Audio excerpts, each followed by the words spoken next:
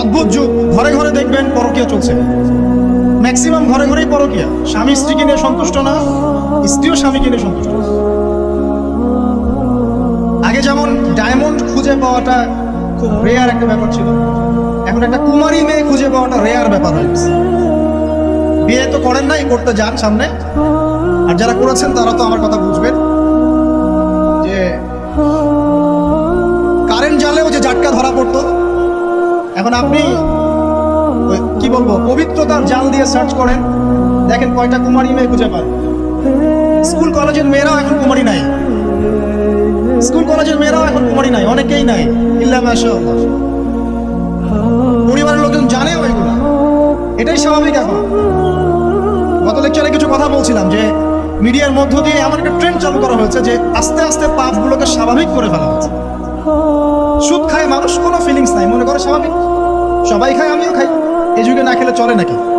ঘুষ নেয় মানুষ, বলে স্বাভাবিক, ঘুষ ছাড়া কি চাকরি হয়? Normal trend.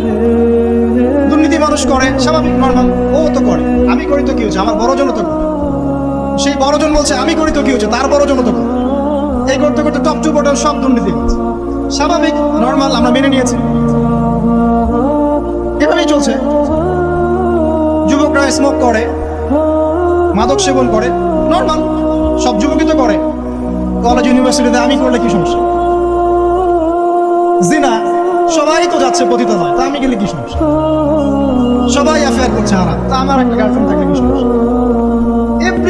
এভরিবডি হারামগুলোকে আমরা মেনে নিয়েছি এবং মিডিয়ার মধ্যে যে ট্রেন্ডটা চালু করা হয়েছে যেগুলো নর্মাল।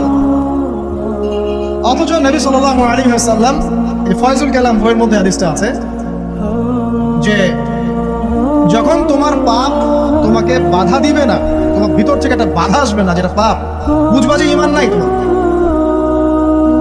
যখন ভিতর থেকে পাপ করলে একটা বাধা আসে, বুঝবা তুমি ঈমানদার। মানে পাপ করলে যদি বাধা আসে ভিতর থেকে যে আমি একটা খারাপ কাজ করছি, আল্লাহর কাছে আমাকে তওবা করতে হবে, ইস্তেগফার করতে হবে, তখন বুঝবেন যে আপনার ভিতর ঈমান আছে। এই জন্য আল্লাহ পাক আপনার মনের মধ্যে এই চিন্তা নিয়ে আসছেন, আলহামদুলিল্লাহ। যখন পাপ করতে করতে দেখবেন আপনার মনে কোনো ফিলিংসই নাই, তখন বুঝবেন যে আসলে আপনার ভিতর ঈমান আর কিছু বাকি নাই, যেটা আছে খালি ফোসকার মতো, একটা মুক্তার মতো।